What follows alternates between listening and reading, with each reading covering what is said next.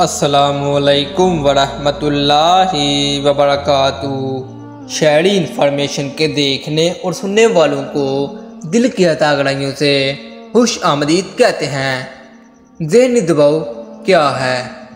ज़हनी दबाव डिप्रेशन ये नहीं कि अपना हाथ कटवा लिया जाए या पंखे से लटक जाओ। ज़हनी दबाव वो है कि तुम सारा दिन अपने ख़ानदान के साथ हंसी खुशी गुजारो लेकिन तुम रात में तकलीफ़ के बाइस सो ना पाओ। ये वो है कि तुम अपनी दोस्तियाँ महदूद करते जाओ इस हद तक कि इसमें आहर में सिर्फ तुम रह जाओ। अपने पसंदीदा गानों को सुनने की तुम्हारे अंदर दिलचस्पी ख़त्म हो जाए।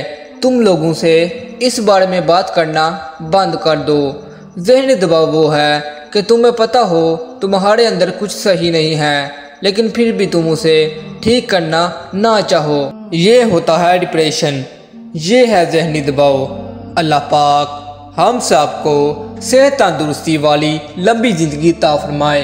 अल्लाह पाक हम सबको अमल की तौफीक अता फरमाए। जज़ाकल्लाह। इस्लामिक वीडियो देखने के लिए शहरी इन्फॉर्मेशन को सब्सक्राइब करें। तब तक नहीं मिलते हैं नेक्स्ट वीडियो में। अल्लाह हाफिज़।